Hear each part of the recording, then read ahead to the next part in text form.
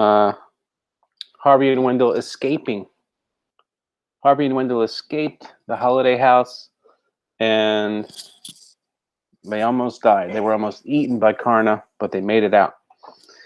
So we're going to pick up there, and as always, at the end of the chapter, there's a drawing by the author that foreshadows what's coming. And here we see an old man looking out like a door or something.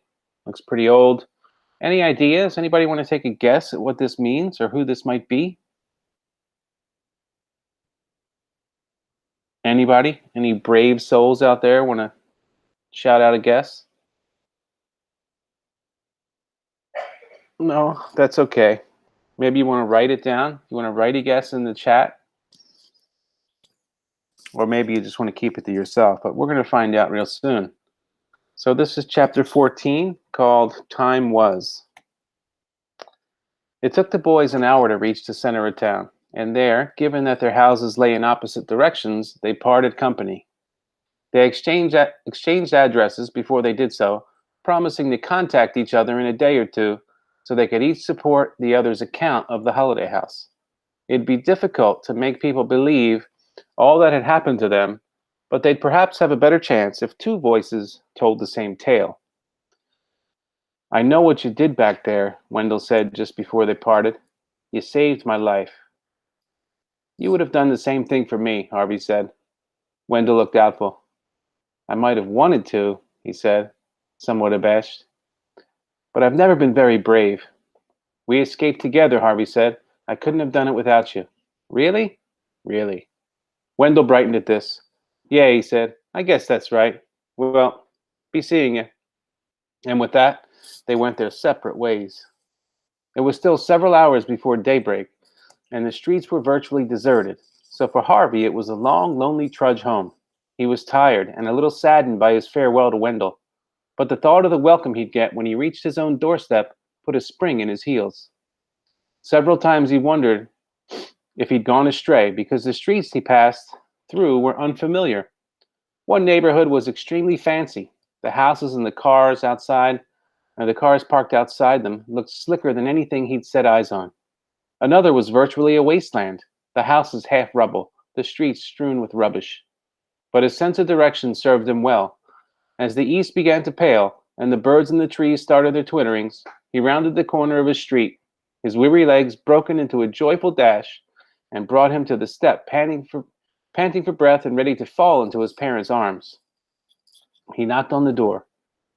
There was no sound from the house at first, which didn't surprise him, given the hour. He knocked again and again. Finally, a light was turned on, and he heard somebody coming to the door. "Who is it?" said his father from behind the closed door. "Do you know what time it is?" "It's me," said Harvey. Then came the sound of bolts being drawn aside, and the door was opened a crack. "Who's me?" said the man, peering out at him. He looked kindly enough, Harvey thought, but it wasn't his father. This was a much older man, his hair almost white, his face thin. He had a badly trimmed mustache and a furrow of a frown. "What do you want?" he said. Before Harvey could reply, a woman's voice said, "Come away from the door." He couldn't see the second speaker yet, but he caught a glimpse of the wallpaper in the hallway and the pictures on the wall. To his relief, he saw that this was not his house at all.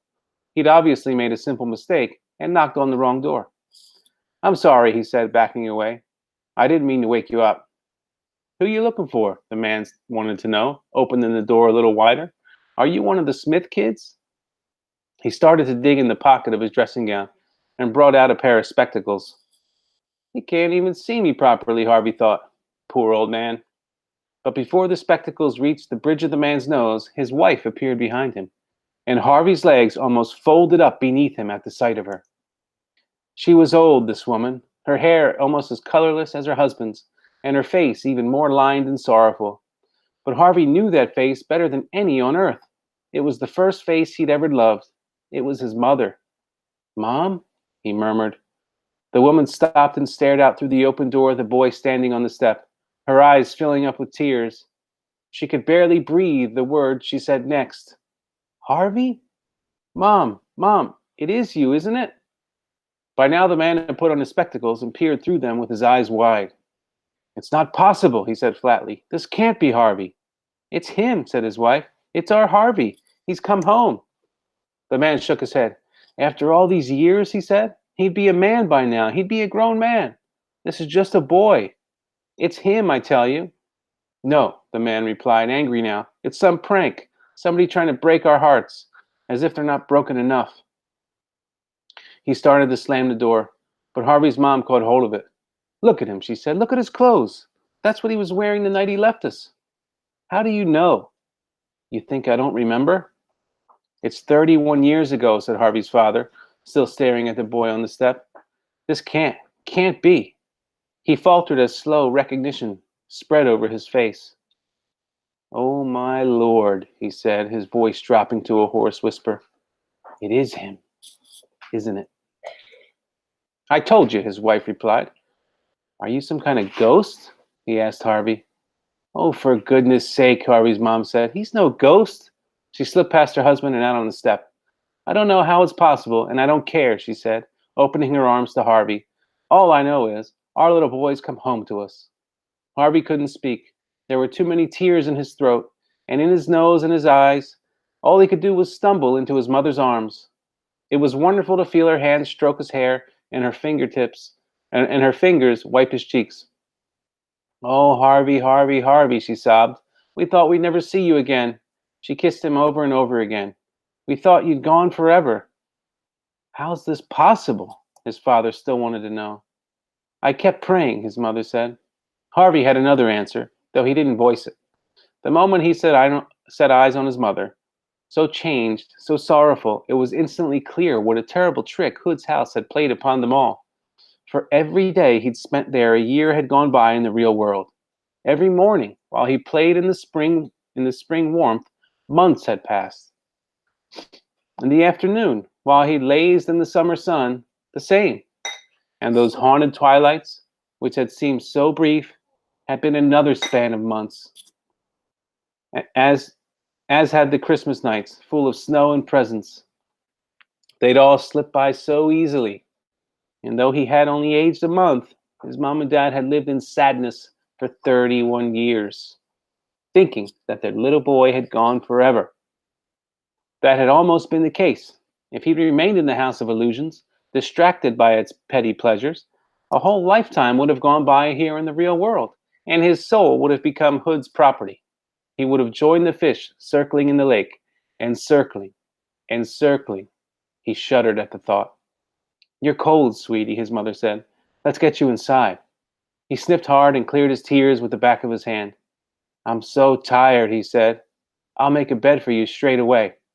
No, I want to tell you what happened before I go to sleep, Harvey replied. It's a long story, 31 years long. Okay, and there we go. That is chapter 14, Time Was. And at the end, we have our picture here again, our drawing, and it says February 1st, and it looks kind of torn and creepy. Who knows what that could be? So, you guys, right now, you're going to close this. You're going to